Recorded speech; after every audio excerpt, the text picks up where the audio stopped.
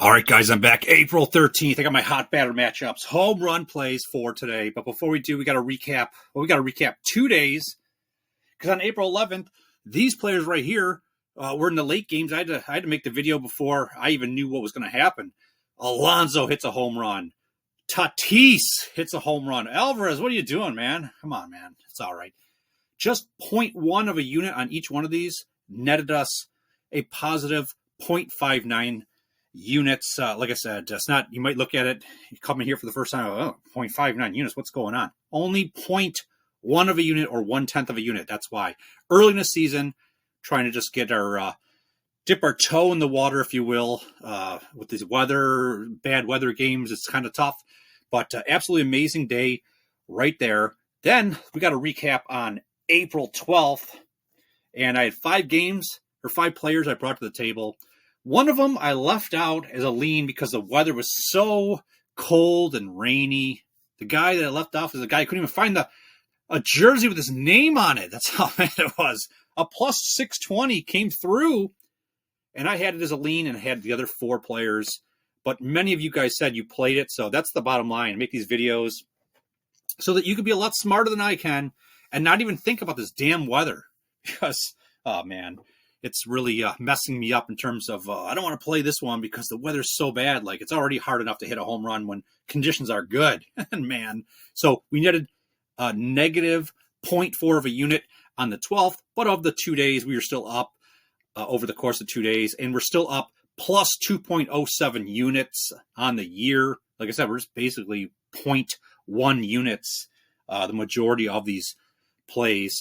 And while we're at it, let's just put everything into context. Let's go back to April 9th. So a span of 3 days. The weather got me this one too. There's no way I can play Schwarber. That weather is too bad. He hits a home run at plus 350 odds. The only one I play is Devers. I know I'm complaining. I'm just trying to put it into context and say, for all you people, and many of you said, hey, I played Schwarber. I don't care about the damn weather. I need to learn something from you guys, man. Oh, my gosh. So, okay, let's move on here. Here's the weather. And look, it's not too bad, relatively speaking, like compared to what we were looking at last week or, not too long ago. There's half of them. And then here's the other half, weather effect. It's basically home run will be affected positively or negatively based on all sorts of things, weather, temperature, barometric pressure, all that stuff, humidity.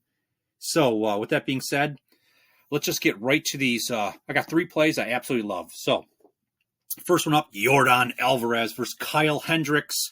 No history between the two of them. That's fine.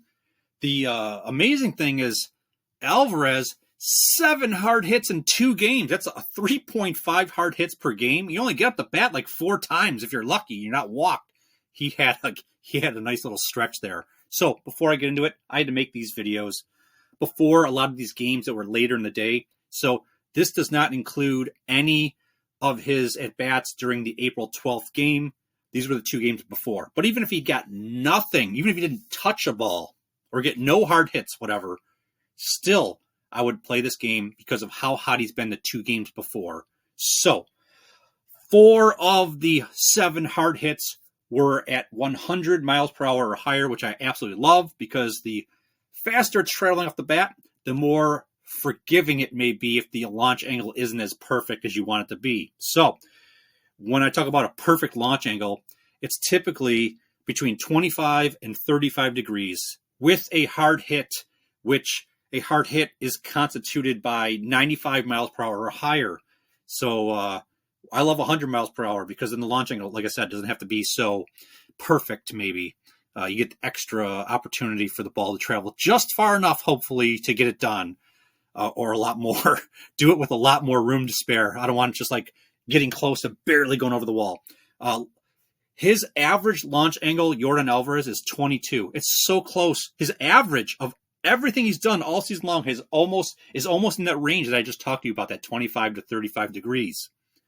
This game is being played in Alvarez's home stadium, and the graphic on the far lower right of the screen, the green, the yellow, and the red, that tells you how good it is for hitting whatever it's trying to explain on the screen. The only thing we're concerned about is the far outermost section.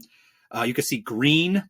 That means an above average ballpark for hitting home runs on that side of the field, which is not the typical side Alvarez hits them, but he does hit some that way, so it's always a benefit to have that. His other side is yellow, which means it's just an average ballpark. There's no, that's totally fine. It's his ballpark. He knows it well, okay? Looking at Kyle Hendrick pitch arsenal in the middle of the screen, lower middle. You can see the pitches he throws, the percent by which he throws them. And I like to look at, of the hard hits on those last two games by Alvarez, which pitches has he hit them?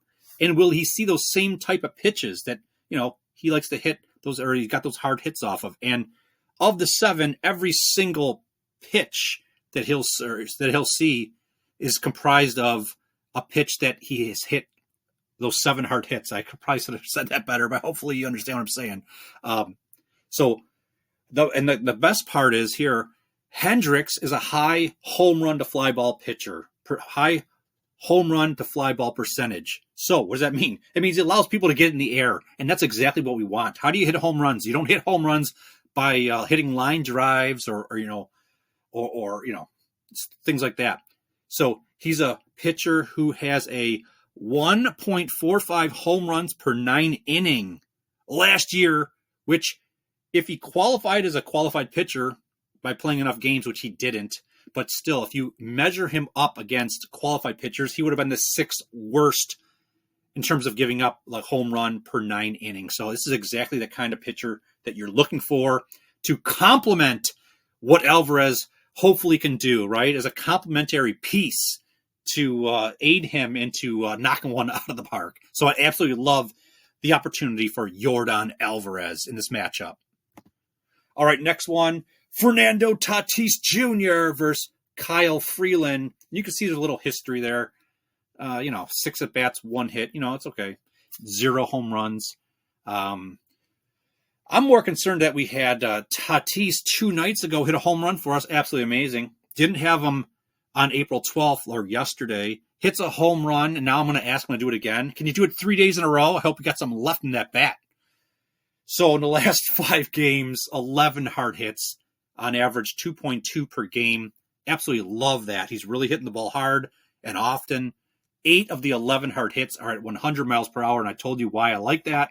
His average launch angle is 6 degrees, which is fine because I'm looking for batters that are in that what I like to call, or what's called the sweet spot launch angle, which yields the best batting averages or the best opportunity to record a hit, which is anything between 8 and 32 degrees. He's close to 8. It's fine. What he's averaged all season long. So this game is being played in his home stadium, Petco Park, which the weather for this game is supposedly a negative 3%. So it's basically no effect, in my opinion.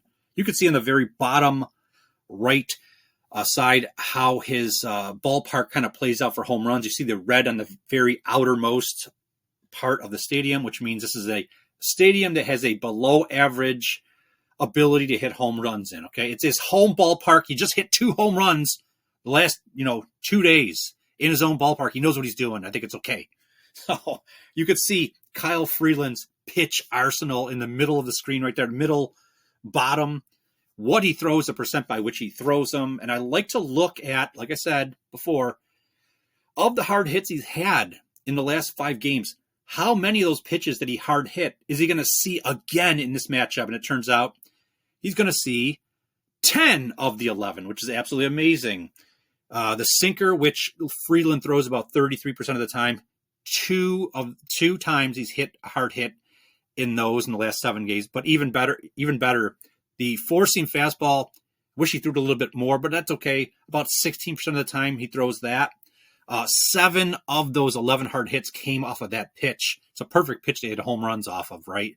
It's one of the nice home run pitches, if you will. If you get a hold of one of them, it's easy to, really launch it out of the park. And then the cherry on top, hopefully, Freeland is, again, another pitcher, high home run to fly ball. Okay. You want a pitcher that gets it up in the air.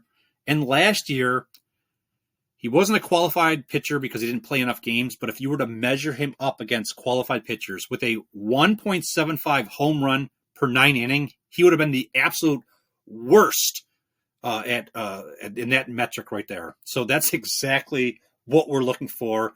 A pitcher that allows home runs, okay? Because we have a batter right now that's doing home run hitter things, baby. Can you get it done for us? It'd be really nice. You did it 2 days in a row. I need you to do it a third day in a row. Can you do it? I love Tatis in this matchup. All right, let's get down to this last one right here. Bobby Witt Jr. taking on Ben Lively. A little bit of history, 11 at-bats, 4 hits. No home runs, but he's seeing his pitch as well. That's pretty good. 4 hits off of 11 at-bats. Witt Jr. over the last 7 games. So he's got 14 hard hits over 7 games. So it's an expanded time horizon. So he's averaging 2 per game. 11 of those 14 hard hits are of the 100 miles per hour or higher. His average launch angle is 9 degrees in that sweet spot launch angle degrees that I'm looking for. The ballpark he is going to be playing in is in Cleveland, the Progressive Field. The home run, there's a negative 13 home run effect on it. That doesn't scare me off. I can't show you the ballpark's propensity for home runs because the website I used was down. So all I have there is a scatter chart of what Witt Jr. has done in 2024. Most of his balls get hit, home run balls, to the left of the stadium. You see Ben Lively's pitch arsenal and the percent by which he throws those pitches. Of those 14 hard hits, is Witt Jr. going to see some of the same types of pitches that he already has been hitting hard, okay? And he's got 1 hard hit against the sinker he'll see, 2 against the four-seam fastball, 2 against the sweeper, and 4 against the slider. That equates to 9 hard hits of the 14 that he's seen. He's going to see, again, those same type of pitches. And then what I like is Lively's a high home run to fly ball pitcher. Again, he allows you to get it up in the air. A 1.37 home run per 9 innings, which would rank 10th worst among qualified pitchers. Those are my 3 players that I absolutely love. I think they're doing, like I said, the home run hitter things. They just need the pitcher to kind of allow them to do what they got to do, right? They still got to serve up a proper pitch that they can get a hold of, right? Home runs are hard to hit. That's why they're big plus money, right? We only need to hit about low 20s to be profitable over the course of the season. If we get up into the high 30s or mid 30s, not high 30s, if we go out, we'd be rich then. But if we get, like I did last year, we were in the mid 30s almost. And that's how we achieved 72.1 units profit last year doing that. But we didn't start until May when the weather was really nice. And we weren't betting 0.1 units. This is maybe what I want to call this right now is our spring training. That's why we're lowering the unit size, just trying to get a feel for it. And when we really get some nice weather and we get actual data, like enough data on everybody, pitchers, batters, and all that stuff, that's when we can start increasing the unit sizes. So just want to say you guys are the friggin' best. I love every single one of you guys. You guys, man, you're the best, man. I'm a little tired right now. I'm running out of steam, and I'll leave it right there. I'll just talk to you guys tomorrow.